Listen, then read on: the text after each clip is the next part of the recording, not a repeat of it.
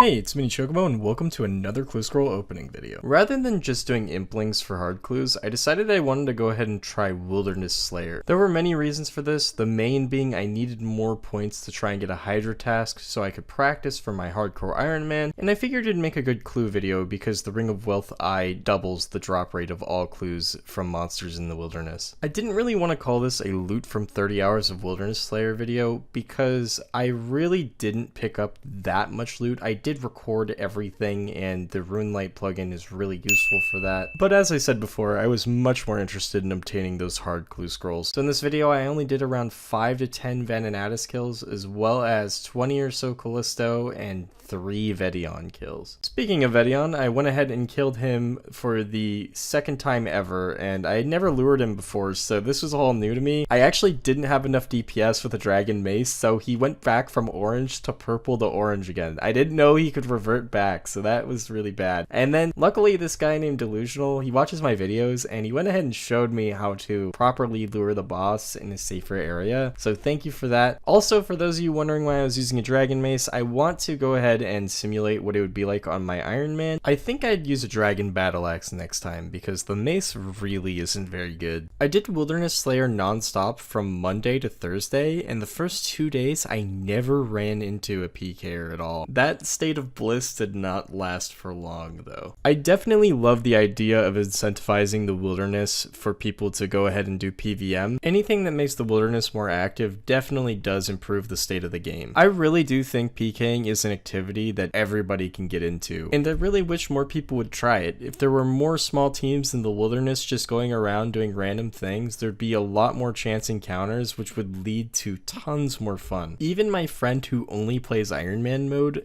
comes to multi-PK with us, and it really is just a blast. I always kind of thought of it as a game of cat and mouse, where if you are doing PVM, your goal is to really not just get found. Sometimes, unfortunately, it is a little bit harder to go ahead and go undetected, especially when you're doing things in the rev caves, but that's just kind of how the game goes. The more incentive to do a task, the riskier it will be. I did learn some things while doing Wilderness Slayer as well. I actually never knew that you could shoot through this grate, and my cannon shot through the grate at the Chaos Elemental and pulled it, so I had to kill it, and I've never seen anybody do that before, so that was entirely new to me. I did also trek into the Deep Wilderness to do a Black Dragon task, because I didn't realize they're in the rev caves, but I never really saw anyone. I should have brought a pickaxe to mine the rune ore as well. The task I received the most were Ice Warriors, and unfortunately they really were pretty bad in terms of dropping medium clues. I only received a total of 3 medium clues from around 500 of them. So at this point I still had not been attacked by PKers, and I was already out of my first 10,000 Revan ethers, so I had to go buy some more, and the cost of these really does add up quick when using a crossbow. If you were to ask me what my favorite task was before getting PK'd, I probably would have said Greater Demons, simply because they drop a ton of emblems and a ton of hard clues, and they are really fast to kill with a cannon. The one problem with Greater Demon tasks are they are right next to the rev caves, and sometimes you get rev killers who escape using the agility shortcut, but as I mentioned before, not every PKer just simply PKs. Some do actually train their agility, so eventually one did come over the ditch, and I had to make sure I logged out in time. I think the first guy that was Scold was actually Scold killing Revenants. The only guy I know for a fact was PKing was the guy in Mystic. Also, if you're wondering what a Slayer enchant is, it enchants your Slayer staff, and if you're 99 magic, it'll increase the max hit of Slayer Dart from 19 to 29. The max hit difference does depend on your magic level, so I can't say it just increases it by 10, but if you go ahead and look on the wiki, you can go ahead and calculate your max hit. Dark Warriors were probably one of my least favorite tasks, simply because there's no proper way to set up your cannon. You can only put it in the middle, and it really doesn't hit anything, and I really hated that. But by far, my most favorite assignment in this video was Hellhounds, and that's because with a Ring of Wealth Eye, they have a 1 in 32 chance of dropping hard clues, and I really just wanted to collect as many hard clues as possible, so if I could have, I wish I would have gotten 50 tasks of these in a row. I only wanted to do Slayer bosses whenever I was actually assigned the boss task. I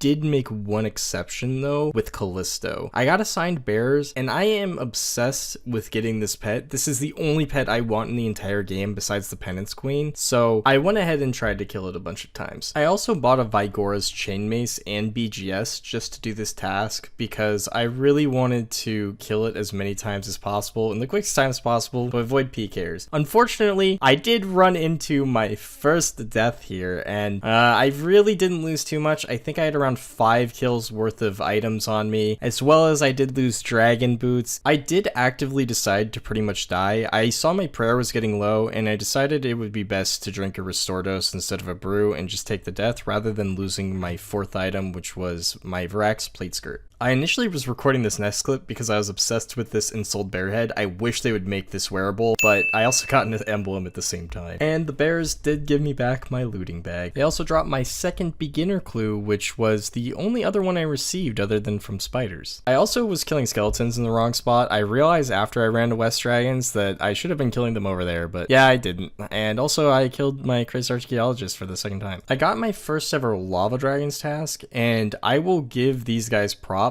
I was in the 2200 world, and these guys were running around in basic max mage in multi, and there were only 2 of them, so definitely props. I almost thought I could get away, but unfortunately I didn't, and I did die for my ether again. After this, I decided to go ahead and take the trident route and only risk 3 items, and I didn't even want to loot most of them because I didn't want to give them to those guys if they came back. They also left a lot of my stuff on the ground, so I went ahead and picked it all back up, re-enchanted my ring, and decided to go do my next task. This is when there were a lot of people that started to try and kill me. I don't know what was up with Wednesdays, but I guess Wednesdays are PK days, so now I know. And that team that you saw me teleport away from, it was really funny. I didn't record it because it was so fast, but they were clever enough, I was cocky enough, I should say, to go back in the same world, and I was watching that entrance because I knew that if they were there, they'd go back, but they were smart enough to go from the bottom side, and I wasn't watching, and they actually did kill me, and I thought it was hilarious. Honestly, I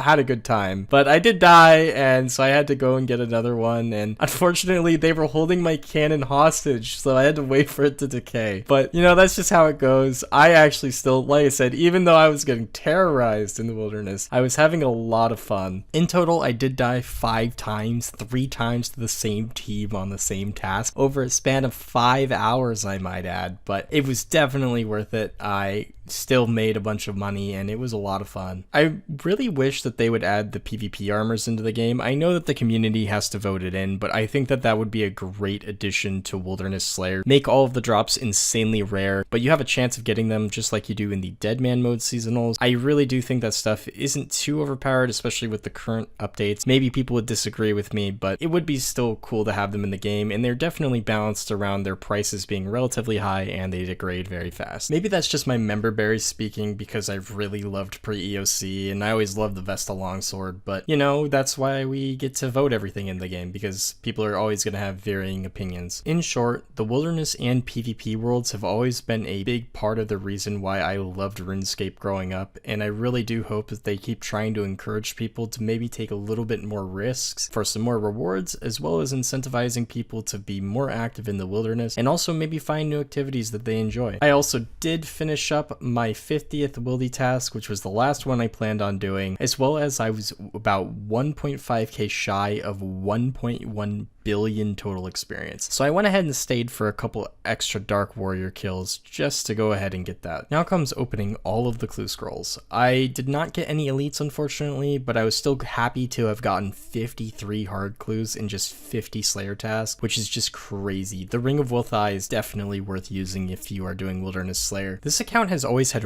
really good luck with hard clues for some reason. When Old School came out before the clue counter, I actually got 2 pieces of Gilded in a single clue back in like week 2 of the game or something ridiculous like that. Also in pre-EOC on this account, I got a double gilded plate body clue scroll as well. I did receive my most valuable clue item here, the ancient d'hide boots with a master clue. These were worth almost a mil, and that's just because it's a very cheap alternative to rangers, and they're actually pretty dang good. It's really a weird feeling when I kind of wanted my account here to get very unlucky, because if I got third age, I would feel like I'd never see it again on my Iron Man, and I know that's not how RNG works, but trust me, it does feel like that. I really hope I one day get third age on my Iron Man.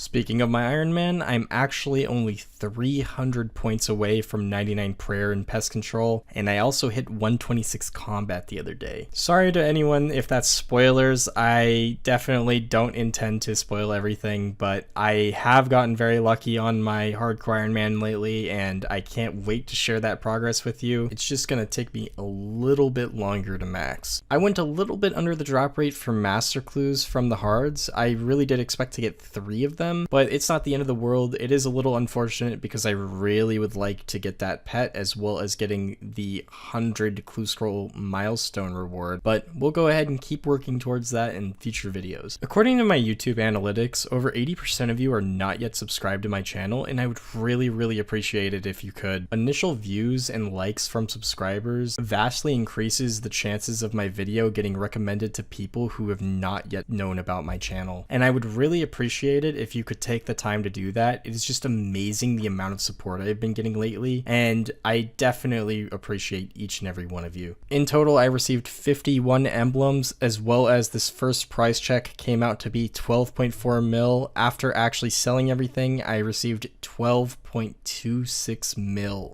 I purposely did not include any of the clue items and did a separate price check for that, which came out to be another 5.8 mil or so, and it actually did sell for exactly what it was in the price checker, which brought my total up to around 18.1 mil. I still did have some extra clue items left, which was another 1.3 mil or so, but these I did not expect to sell for their actual values. When you instant sell cosmetics, as I've seen in the past, they always sell for way lower than their actual grand exchange value. After selling off a couple more scraps, I ended with a total of 19.42 mil. Now let's go ahead and analyze whether I had a net gain or a loss making this video. Just for the sake of being thorough, I'm gonna go ahead and add the RuneLite loot tracker on the side of this profit section just so you can see the exact amount of items I did receive if I were to pick everything up. But do keep in mind things like bear meat and bones you're probably not going to end up picking up. I used a total of 24,965 Revenant Ether, which I bought for 176 each, which totals about 4.4 mil. Not including the Ether, I also lost probably around 2 mil total from all of the deaths that I had. Last but not least, I did use 16,000 cannonballs doing these 50 tasks, which comes to around 2.5 mil. I also gained around 1.5 million range and 480k Slayer experience, with a total gain of 1.8k Slayer points. I generated 9.5 mil in profit, which is pretty good considering the fact that I was just doing this for the Slayer points anyways. I would say that if you were to do boss tasks, you definitely would make a ton more money, but you also probably would risk dying a lot more as well. That's gonna go ahead and wrap up this video. Thank you very much for watching. I'm going to leave a link to my Twitter as well as to my Discord. Feel free to join it and come say hi. I look forward to seeing you again very soon with a loot from 200 mil strength video.